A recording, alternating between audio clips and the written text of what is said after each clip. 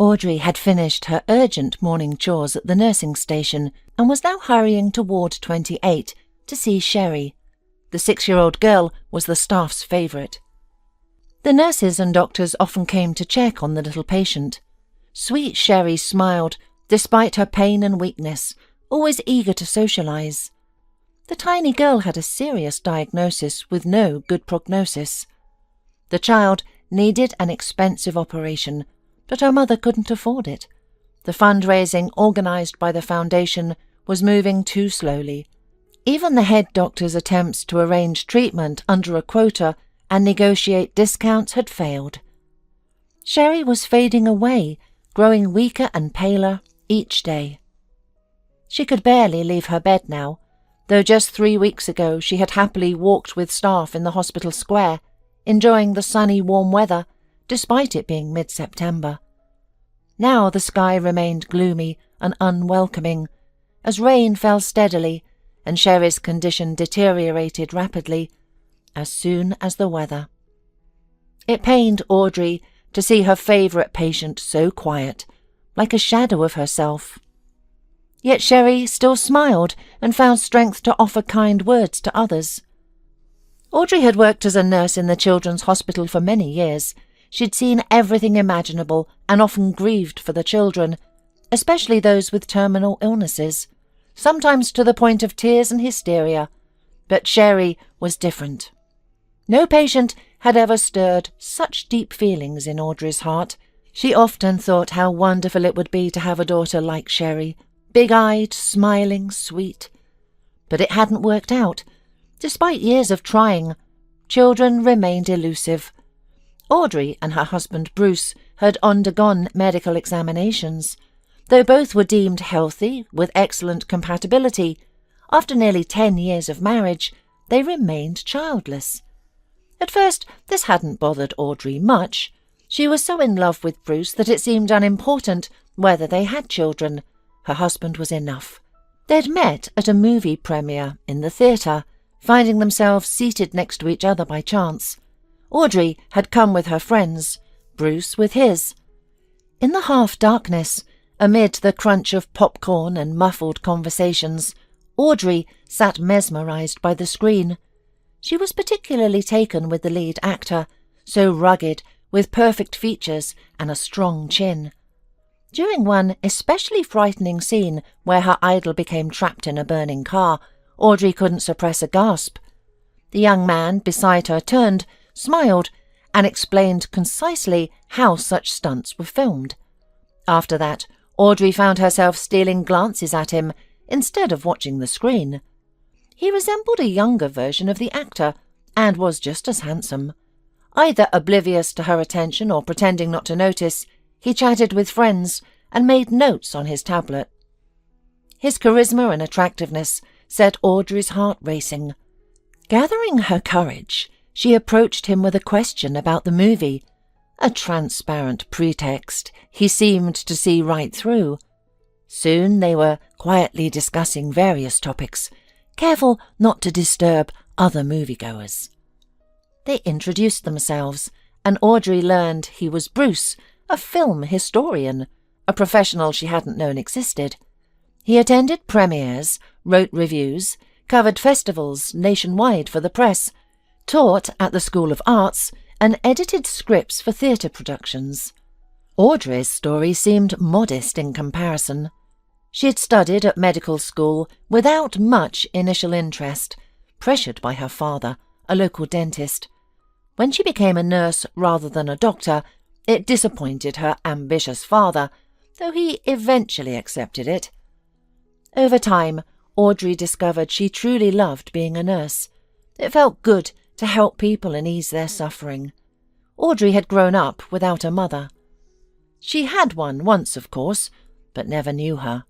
Her mother died shortly after giving birth to her daughter. Audrey was raised by her father, with help from nannies and grandmothers on both sides. By the time she met Bruce, Audrey was living on her own. Her father had given her a spacious 2-bedroom apartment in a prestigious area of the city after she finished medical school, and Audrey cherished this independence.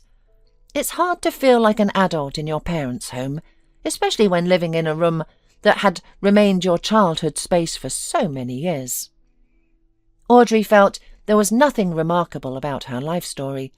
She worried Bruce wouldn't want to spend time with someone so ordinary as she considered herself.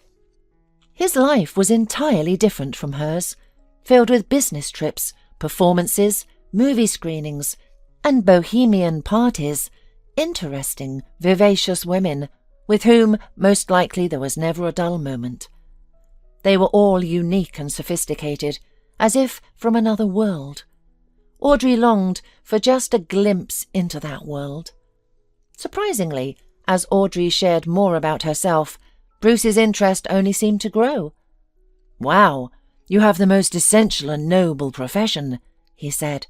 "Sometimes I wonder who needs my work.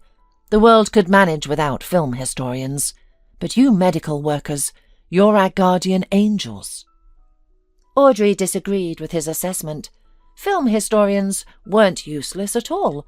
They made the world more interesting and sophisticated, adding colour to life. That was important too, but she couldn't find the right words to express this, so she just smiled, which earned her another compliment. Audrey could hardly believe that someone like Bruce, interesting, confident, charismatic, and part of the bohemian crowd, was interested in her. It seemed incredibly simple. After the movie they walked together, discussed everything, and then kissed. Bruce looked at her in a way no one ever had before. He admired her, studied her. His words were beautiful, his eyes warm and kind. Audrey's shyness and awkwardness melted away. Soon they were dating. It was exciting and thrilling, like living in an adventure. Sometimes Audrey felt like a character in an interesting film. Everything with Bruce was fresh and new. They visited museums and attended plays together.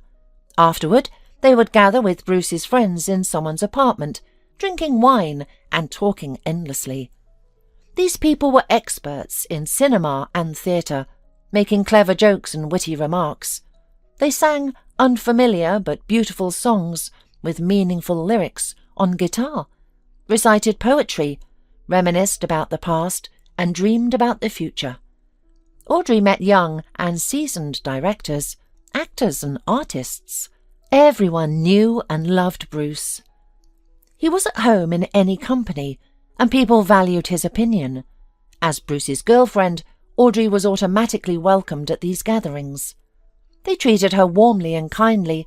She eventually stopped feeling self-conscious about not always being able to join the conversations. It wasn't necessary. There were always people eager to talk, and Audrey enjoyed listening. She was genuinely fascinated. These people were remarkably different from anyone Audrey had known before. Their humour, way of speaking, and style of dress set them apart.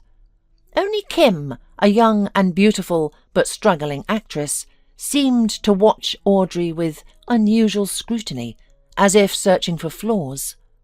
Audrey didn't notice it at first, but when she did, it made her uneasy. Kim craved attention. She spoke loudly and inserted herself into every conversation. She often crossed personal boundaries, patting people's heads or touching their shoulders. She was especially tactile with Bruce, though he seemed oblivious. Kim was the only one who made sarcastic remarks about Audrey. Audrey would freeze, unsure how to respond. Bruce would typically smile discreetly, put his arm around Audrey's waist and say something like, "Kim is a snake. Don't take it too deep."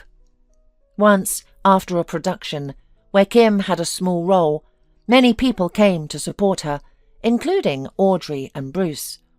It was Friday, a day off, and no one had to work the next day. After the premiere, they decided to go to a club to have fun, relax and dance. They all squeezed into Gosha, the artist's car, disregarding proper passenger capacity limits. However, in this company in general, there was a certain disregard for conventional standards and norms, for which Audrey was also incredibly impressed. Finding herself next to Kim, squeezed between two other girls, Audrey decided to pay her a compliment. "You played so wonderfully," Audrey said sincerely. She truly meant it. Despite Kim's wariness of her, Audrey genuinely liked her. "You're doing great." Kim's smile vanished instantly. Her eyes grew cold, her lips twisting into a contemptuous grin. "You're good at something too," she said quietly. "You're good at tying Bruce to yourself. Just know you won't have children. Never. It's not going to work out. Understand?" Audrey felt as if she'd been doused with ice water. Her joyful mood evaporated, replaced by a heavy, nauseating feeling. Kim radiated coldness now. Her angry eyes and sharp gaze made her beauty fade in Audrey's eyes. "What did you say?" Audrey asked. But Kim ignored her, turning to chat with her neighbour as if nothing had happened. Roxy, sitting to Audrey's left, seemed to have heard their exchange. She quickly turned to Audrey with a question, trying to distract her. Bruce, sitting up front with the driver giving directions, hadn't heard a thing. At the club, the group settled at a table flanked by 2 soft sofas. While most headed straight to the dance floor, Audrey remained seated. Kim's words had paralysed her. The hatred in them was overwhelming. Why? Audrey sat alone at the table until Roxy joined her. "Don't take offence at Kim. She's not really a bad person," Roxy said, turning to Audrey. "You heard what she said in the car, right?" "I did, and I know why she's so angry. I'm surprised you haven't figured it out yourself." "What did I do to her?" "You took her man. Bruce, she's been hopelessly in love with him for years. She tried to get close to him, and, well, they lived together briefly before splitting up. She just wasn't right for Bruce. But she can't accept that. She lashed out from anger. Just ignore it." "Bruce never mentioned Kim or their relationship." "Why would he? It meant nothing to him. Just another casual relationship among many. But you're different. You're special to him. I can see. And so can Kim. That's why she's so bitter." Later, when Audrey spoke with Bruce about Kim's behaviour, he just smirked. "They don't call her our snake for nothing. She's quite a character, trying to play the witch now. She's an actress. What can you expect? Yes, we lived together for a couple of months, but I couldn't take it for long. She's clever and fun, a good friend, but in a relationship, Kim's overwhelming. It's different with you." A year later, Bruce and Audrey married. They lived in her apartment. Where else? Bruce had no place of his own. A film historian's salary wasn't impressive or reliable. Feast or famine, as they say. But Audrey didn't mind. She was happy they were a family now, sleeping and waking together, caring for each other. She loved his passion for work. He would sometimes write articles until dawn, fully lost in and concentrated, looking spiritualized and beautiful. Over time, the frequent gatherings dwindled. Bruce's friends had families and serious jobs now, leaving little time for parties. They still met occasionally for bright, cheerful celebrations, but it was no longer their daily routine. Kim, like many others from their old circle, gradually faded away, much to Audrey's relief. Though Kim never made any more shocking statements, that one time was enough to make Audrey fear her. Yes, fear her, with the barbed, angry look and contemptuous grin. Audrey kept working as a nurse, while Bruce kept trying to become a famous critic, but success eluded him. His job was still unstable and poorly paid. Audrey could see how deeply this depressed her husband. His struggles pained her too. She tried to convince him that his income didn't matter to her. What mattered was being together and supporting each other. But Bruce remained worried. Audrey believed that fatherhood would save him, would give him new inspiration and purpose. How could it not? Bruce shared her dream of having a child, but nothing seemed to work. They tried everything, medical examinations, pilgrimages to holy sites, even visits to folk healers, all unsuccessfully. Pregnancy never came. Even after many years of marriage, when they finally tried IVF, their hopes were dashed. The procedure they'd pinned such dreams on failed. Audrey often thought about Kim's words from that day in the car. Kim had declared with certainty that Bruce and Audrey would never have children, but Audrey couldn't accept that this casually thrown phrase held any real meaning. Their struggles with fertility seemed merely coincidental until fate forced her to see things differently. It happened at the train station. After seeing Bruce off on another business trip, Audrey headed to the parking lot where her car was parked. That's when she spotted a dark figure hunched behind a newspaper stand, clearly in pain. Audrey rushed to help, while others walked past, unwilling to get involved or absorbed in their own affairs. Most likely, they assumed the figure was just another drunk or homeless person. But to Audrey, even the homeless and alcoholics deserved help. As she approached, Audrey realized she was looking at a young Roma woman, no more than 17 or 18. The girl's face was ashen, despite her dark complexion, her huge black eyes filled with pain, her forehead damp with sweat. "What's wrong?" Audrey asked. The woman clutched her stomach in response. Then Audrey noticed her rounded, tense belly. The Roma woman was in labour, with regular, painful contractions. There was no time to waste. "I'll call an ambulance." "You need to go to the hospital." "No, take me to the countryside where our camp is. They'll help me there." "You really should go to the hospital." "No," the girl insisted. "I have no documents, and most important, it's not allowed in our society. We have our own doctor at the camp. I just need to get there." Audrey hesitated. The labouring woman was adamant, and leaving her at the station wasn't an option. Perhaps they did have medical help at their camp. People had been giving birth outside hospitals for centuries. Later, Audrey wondered if the Roma woman had somehow influenced her decision through hypnosis. Taking a woman in labour to a gypsy camp instead of a hospital seemed unwise. Nevertheless, Audrey helped the young woman into her car, settled her in the back seat, and drove out of town, following her directions. "Thank you," the young gypsy said as they neared their destination. "You've saved me and my daughter." "I hope so." "Don't worry, I know we'll be fine now, but you have a curse on you. Did you know?" Audrey tensed. She'd heard about fortune-tellers who tried to swindle people by claiming to remove curses. "No, don't think that. I'm telling the truth. I want to help you too, to repay your kindness." Though the contractions were coming frequently, now and clearly painful, the gypsy woman continued. "You can't have children because of the curse. Everything will change when you help a pure soul to stay in this world." The Roma woman writhed in pain. Labour was clearly imminent. They barely had time. The camp appeared before them in a clearing, like something from an old movie, though modern vans had replaced the traditional wagons and horses. They seemed to be expected. Several men and women emerged to meet them. Two older Roma women immediately took charge of the labouring girl, carefully guiding her toward one of the vans. The others thanked Audrey for helping the girl.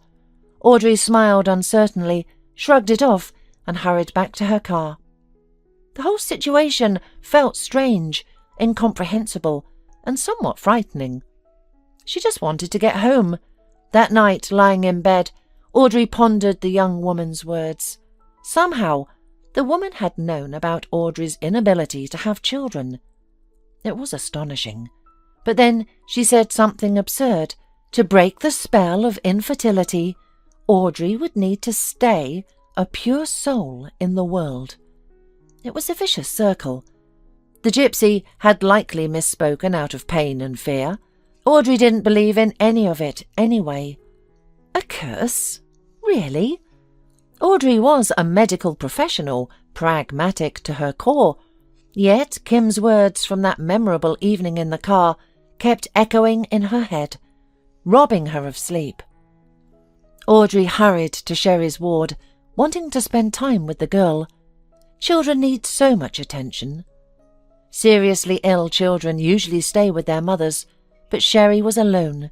Her mother, Lena, was struggling to raise 2 children by herself, Sherry and her little brother James. Audrey knew James well. He was a wonderful child, bright like his sister.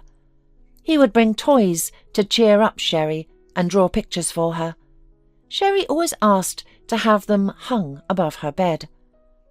They were such sweet, friendly children. Lena worked 2 jobs just to stay afloat. Their father had died. Then another tragedy struck. Sherry was diagnosed with a serious illness. Lena grew gaunt and pale. She was running herself ragged, barely managing to cope. Audrey's heart ached for her. So young, yet nearly broken by despair. What would become of the children if Lena couldn't manage? What if Sherry didn't get her operation in time? The answers were too frightening to contemplate. That's why the staff did everything they could to help Sherry. Everyone sympathized with the girl and knew her family's struggles. They all tried to care for her in small ways, and Sherry met every kindness with gratitude. Despite her youth, she never took the care for granted. She loved those who looked after her. But Audrey held a special place in her heart. A unique bond had formed between the nurse and the girl. Audrey hadn't welcomed it at first. She knew about the girl's grave diagnosis and slim chances of recovery. Audrey also knew they probably wouldn't raise enough money for the operation in time. She dreaded what might happen to Sherry, but she tried not to dwell on it, especially now that she had formed a plan she hadn't shared with anyone yet. She wasn't certain if it would succeed.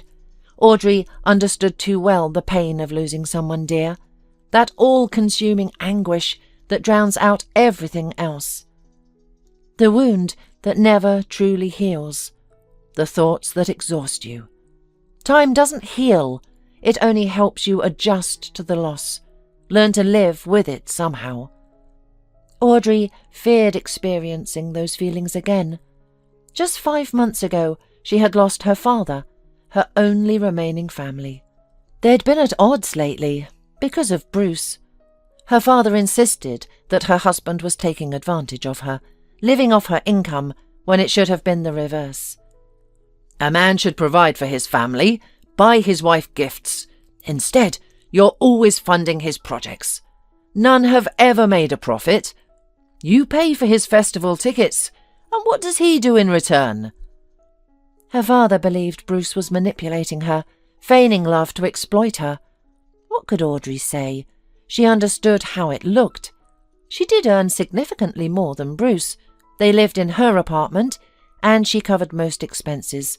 Her father even sent her monthly allowances for personal treats, but Bruce was kind-hearted and tried his best. He worked nights now, travelling frequently for business, hoping to earn more. That's why they were growing distant. They used to be inseparable, but Audrey never complained or started arguments about it. She understood how important a career was for a man. She wanted her beloved to succeed in his profession and reach new heights. It was Bruce's dream. But instead, he often grew dejected, reading about the success of colleagues he considered less talented, generally puzzled how their worthless scribbles gained recognition while his masterpieces went unnoticed. Audrey considered her husband talented and believed he would eventually succeed and become famous. She tried to tell Bruce this as often as possible. At first, he appreciated her words and support. Now it all rather annoyed him. Audrey's father had considered Bruce a slacker, disliking his son-in-law almost from their first meeting. Yet he tried not to pressure his daughter, keeping his opinion to himself. Only in the last year of his life did he begin making unflattering remarks about Bruce. His father's health was failing. After retiring from his beloved work, the elderly man grew listless. Audrey visited him more frequently. They would talk over tea in a way they never had before. Though usually a man of few words, it was as if he was finally opening his soul to his daughter. "I don't have long, Audrey." "Don't say that. What are you talking about?" "We must face the truth.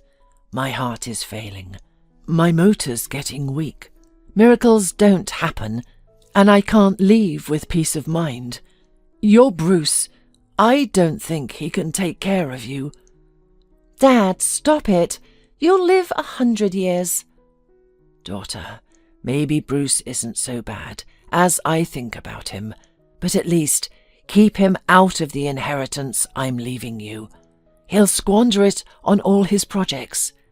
This money is for your foundation, for a quiet, independent life."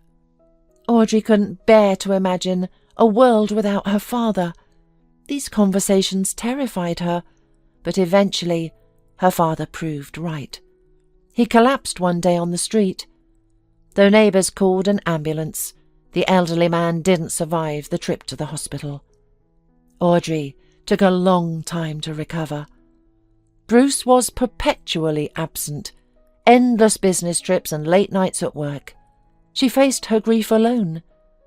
Now, almost 5 months had passed since that terrible day. Soon Audrey would receive a significant inheritance, an expensive car, an apartment in the city centre, and a substantial sum in the bank. Bruce was already anticipating it. He constantly discussed how they would spend the money.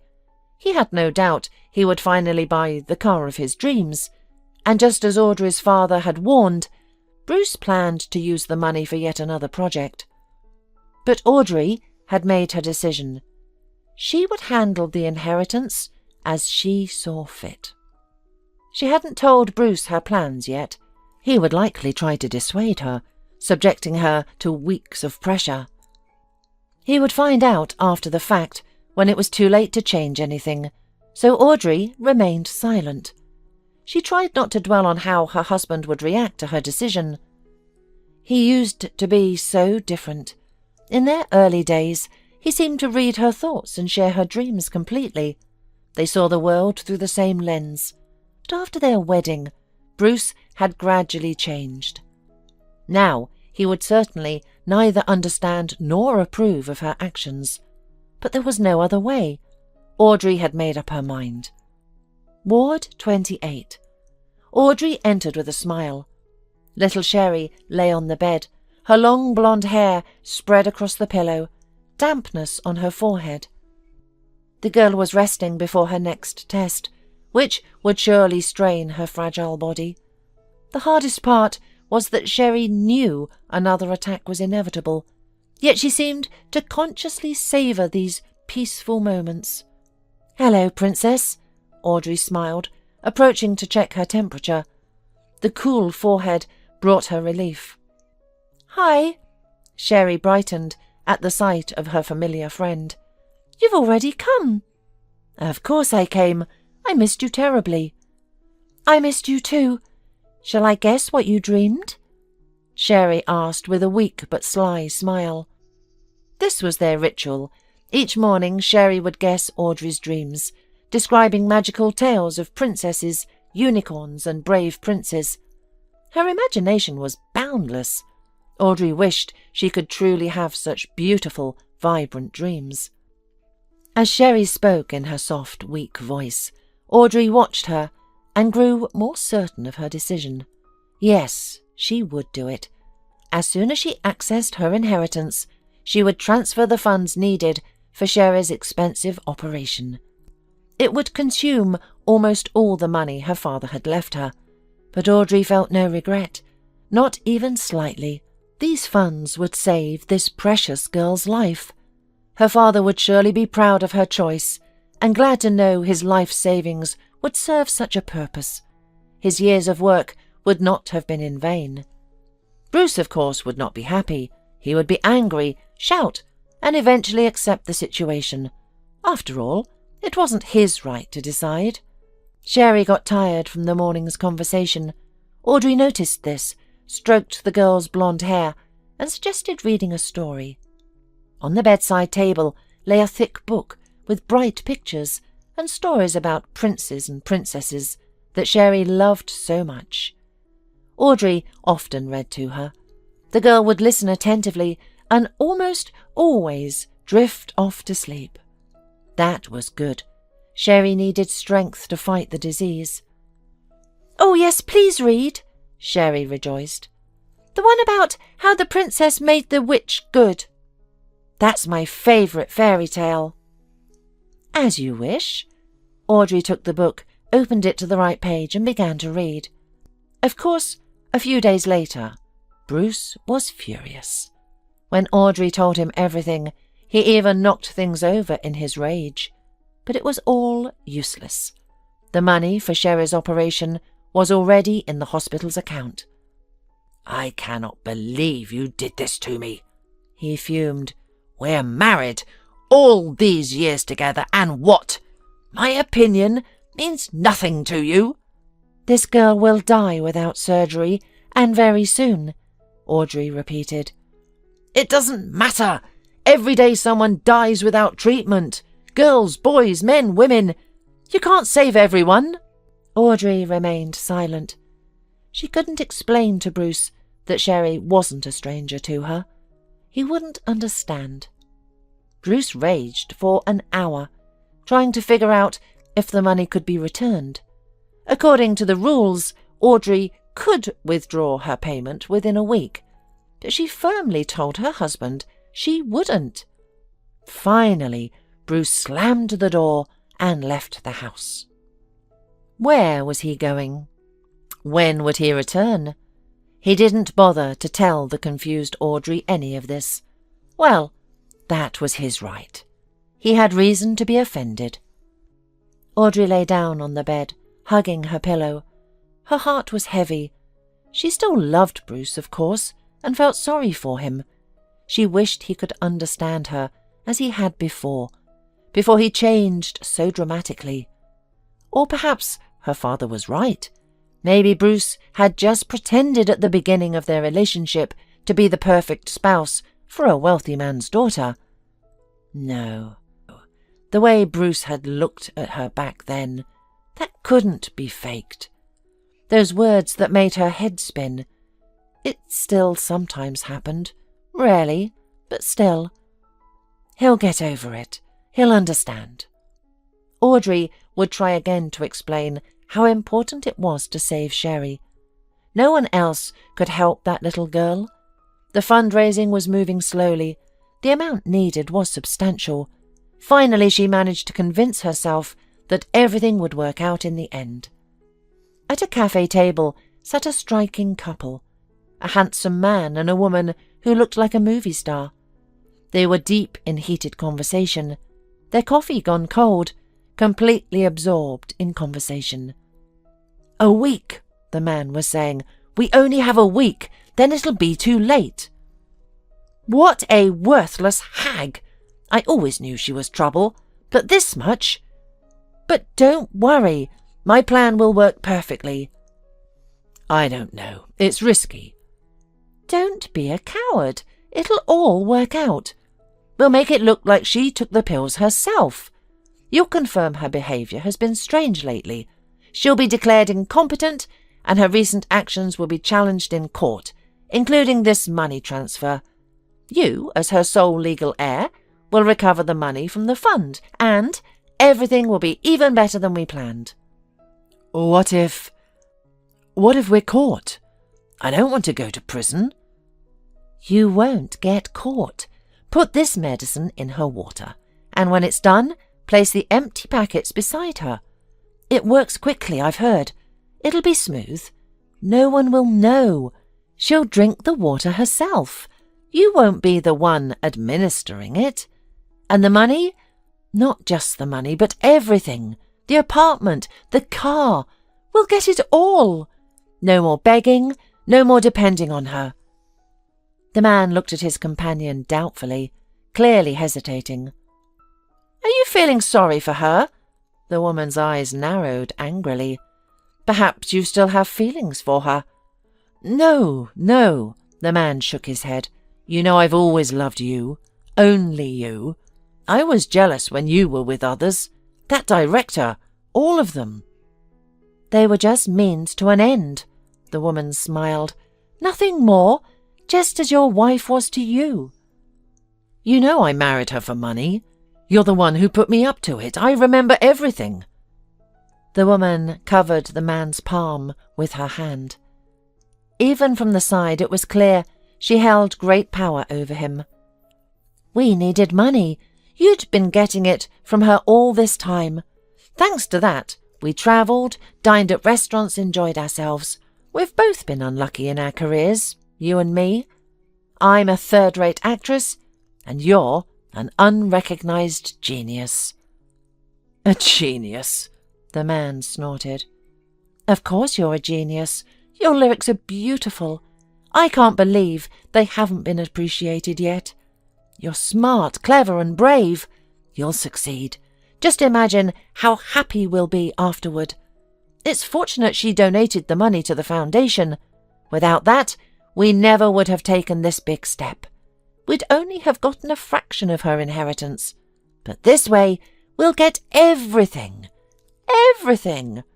We'll go to the Maldives right away. I've dreamed of that for so long. Just you and me, with this beautiful fairy tale all around. The woman's last words seemed to finally convince the man. His expression showed he had made up his mind. I'll do it, he said, looking into his beautiful companion's eyes. For you, I'm ready to do anything. They lingered in the cafe a while longer. Then the man paid, took his companion by the elbow, and they strolled leisurely to the exit. They thought no one could hear them. They spoke quietly, almost in whispers. No one they knew was around. But the couple paid no attention to the blonde woman and little boy at the next table. But this woman was listening intently to their conversation, catching every word and committing it to memory. She was both fascinated and horrified by what she heard. She even managed to photograph the attractive couple discussing their monstrous plan. To anyone watching, she appeared completely focused on her young son, wiping his mouth with a napkin or stroking his head. In reality, she was listening intently. As soon as the couple left the cafe, she pulled out her cell phone to make a call. Audrey was surprised to see Lena's number on the vibrating screen. Sherry's mum rarely called her, and only in emergencies, concerning her sick daughter. But now everything seemed fine. Audrey had just been in Sherry's room, reading the girl's favourite fairy tale about a princess and a witch. The little girl had fallen asleep peacefully. Hello? Lena's excited voice came through the phone. I really need to talk to you. It's urgent. All right. I'm on shift now, but I have lunch in half an hour. I can meet you at the hospital, if you can come. I can. It's urgent. I've already cancelled my shift. They sat on a bench in the hospital garden. Though it was early November, the weather was warm and sunny, as if September had suddenly returned. Lena showed Audrey the photo on her phone and recounted the conversation she had overheard in the cafe. I recognised him by chance. Your husband. You showed me photos from your family celebration. Your husband is a good-looking man, handsome. It's difficult to forget such a man. This morning James and I went to a cafe, and I saw him sitting at a table with this woman. Audrey looked at the photo on Lena's phone screen. Yes, it was Bruce. He was sitting with a beautiful woman, gently holding her hand. Audrey recognised her, too. Kim, the same woman who had never hidden her contempt for Audrey and had tormented her with endless teasing. Her prophetic words about childishness remained vivid in Audrey's memory. Kim was still beautiful after all these years. Luxurious figure, impeccable makeup, perfect features. Time had only enhanced her charm, like fine wine. The photo made it clear that the feelings between Bruce and Kim remained strong. They hadn't faded or cooled. Roxy must have been either mistaken or deliberately lying when she said Bruce never really loved Kim, that Audrey was special and the only one for him. Perhaps Roxy had known about their plans all along and played along. Lena's words were monstrous, but Audrey believed every one. After all, why would she lie? What would be the point? Lena had been so grateful when she discovered who had transferred the missing portion of money. She had even cried, making Audrey uncomfortable. But Lena wouldn't stop expressing her gratitude, insisting she would do anything for her daughter's saviour. Audrey had done more than just transfer the money. She had handled all the organisational aspects. Besides, as a medical professional, she understood the nuances better than Lena. Audrey even requested unscheduled leave to accompany the girl to another city for surgery. She wanted to stay close to Sherry during that time. Lena wasn't familiar with medical procedures. She might get confused. No, Lena wouldn't fabricate such a story. Besides, there were photographs. They revealed more clearly than words could that Bruce and Kim, that deep feelings existed between them. They want to get rid of you for the money, to recover the money you sent to the foundation, and make it appear like you did it yourself. They plan to poison you with some medicine. Oh my gosh, it's terrifying. Don't consume anything at home, no food or drink. In fact, we should go to the police. Though they spoke quietly, I heard everything clearly. I'll testify as a witness. You mustn't be alone with that dangerous man. Audrey shared Lena's thoughts. She couldn't maintain a facade of ignorance about Bruce. Lena was right. He truly was dangerous. Dangerous enough to contemplate such a thing. No. Perhaps Bruce would have backed out, might have changed his mind at the last moment. Still, the fact that he seriously discussed such plans with his mistress chilled Audrey to the bone. Naturally, the woman wouldn't return home. What if Bruce went through with it? If not poison, he might try something else. Kim and Bruce might have already altered their plan after leaving the cafe. Being alone with him wasn't safe. Audrey would claim she needed to work an overnight shift. That would be more secure. "Stay at my place," Lena offered, seeming to read her thoughts. "We'll strategize about bringing them to justice. Such people belong behind bars." A few hours later, Bruce and Kim had another conversation about their villain plan. "That won't work tonight. She's covering another nurse's night shift." Bruce nearly shouted into the phone, desperate. "This isn't good. We're running out of time," Kim responded anxiously. "Okay, then go to her workplace. Bring her a bottle of water. The special water. She has a staff room there, right? That's where you'll do it." "But that would make me suspect. It's too obvious. I'll visit her at night, and she'd go straight to the other world. At worst, they'd think you argued and she couldn't cope. It's even better." "Though frightening," Bruce said, calming down a little. "Don't worry. Call her now. Time's running out. Do you understand that?" Half an hour later, Audrey, sipping tea in Lena's kitchen, received a message from Bruce that he missed her and was going to visit her in the hospital. Little James slept soundly in his room. The second crib in the nursery stood empty, but soon Sherry would return home after her operation. After hearing Audrey, Lena grasped everything. "So, they're planning to poison you at work? They're rushing. Great, we'll catch them red-handed." "How?" "It's simple," Lena smiled. "My cousin works in the police. He's aware of the situation.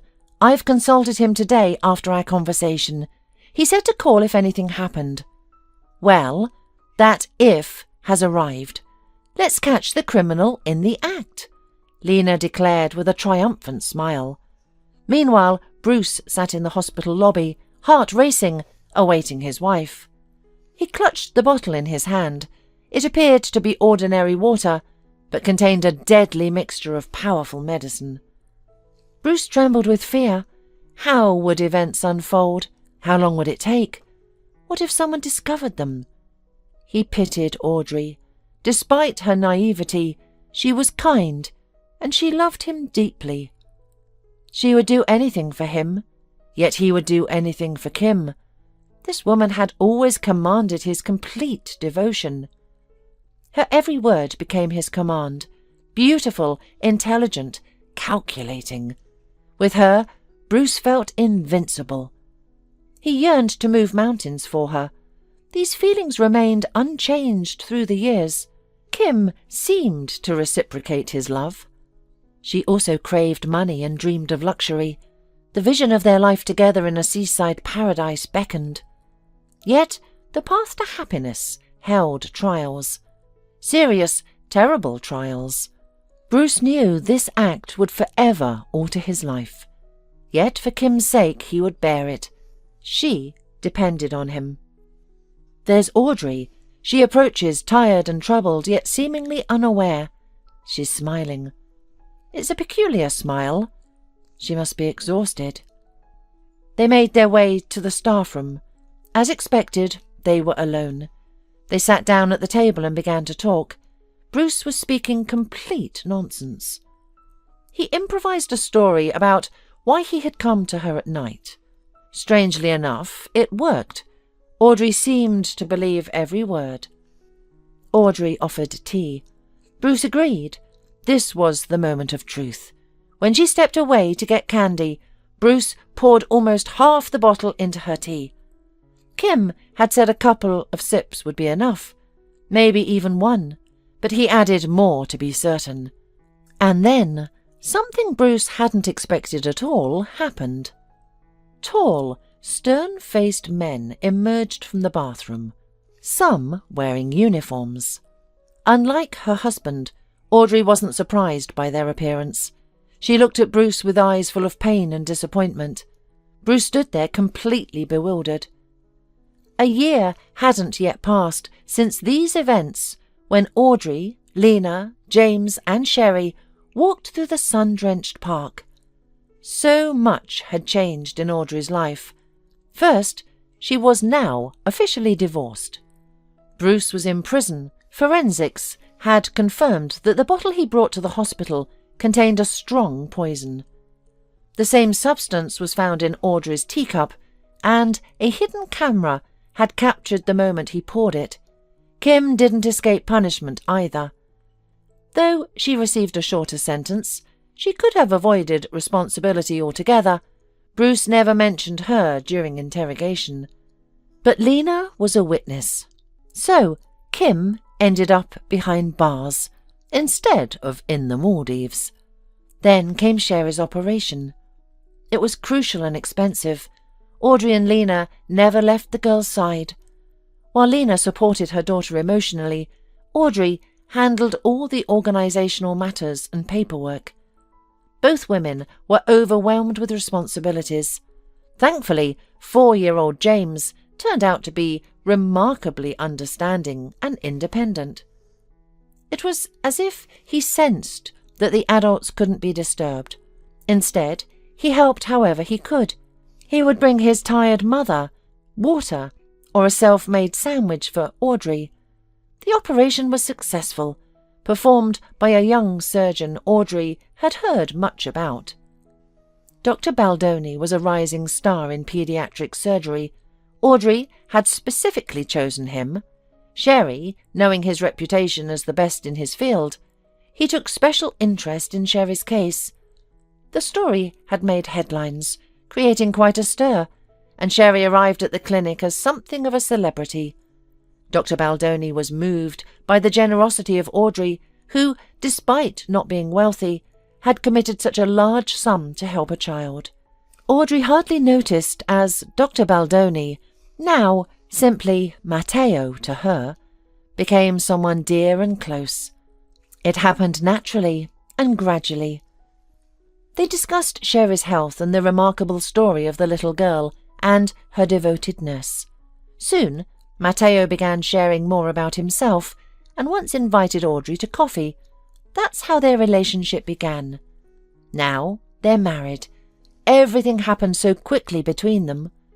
Audrey moved in with him, found a new job, and relocated. Her hometown held too many memories of the ugly incident with Bruce. She needed a fresh start. And she found it with Matteo, who, despite his busy schedule, showered her with attention and care.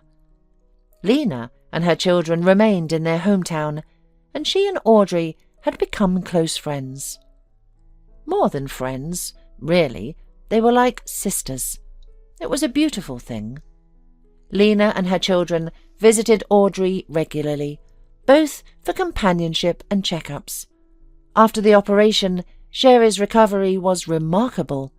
They still monitored her condition carefully, though Matteo was confident they shouldn't expect any setbacks.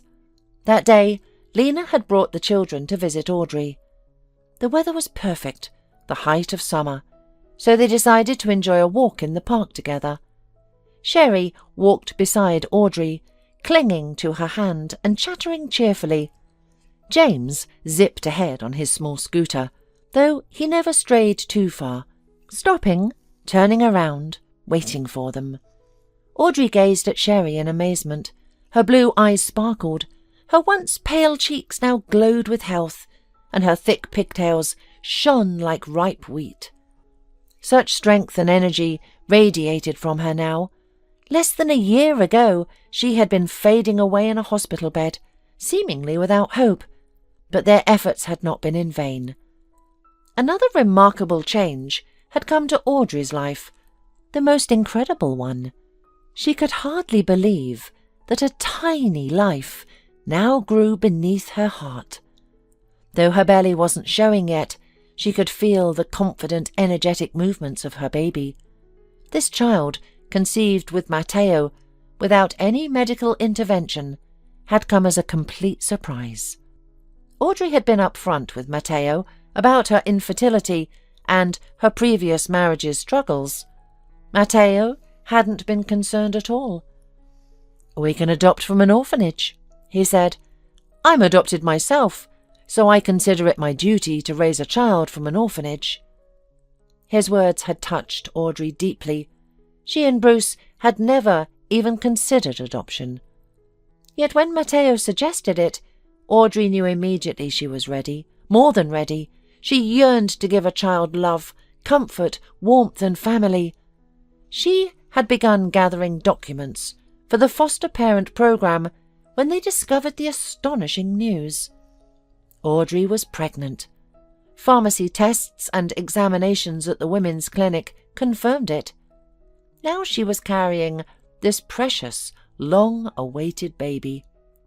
Matteo remained steadfast by her side, sharing in her joy. They hadn't abandoned their adoptive plans, merely postponed them. After their baby was born and a bit older, they would surely give them a brother or sister. One evening, while preparing a warm salad for dinner and waiting for Matteo to come home, Audrey was struck by a sudden realization. She gasped as she remembered the young gypsy's word. The curse would lift when Audrey helped to stay a pure soul in this world. Back then, it had made no sense. How could she do it when she couldn't bear children? Even the finest doctors couldn't help her. Now Audrey understood. Sherry was that pure soul. By saving her, by funding her treatment, Audrey had fulfilled the prophecy. She had freed herself from an unfaithful husband, found true love, and now carried a child of her own. Audrey remained sceptical about fortune-telling and curses, yet she couldn't deny that the gypsy woman's words had come true. "How about some ice cream?" she called to James and Sherry as they passed a kiosk on this scorching day. The children clapped their hands in delight. "You spoil them," Lena said with a smile. "Every child deserves someone to spoil them," Audrey replied, leading Sherry and James toward the kiosk.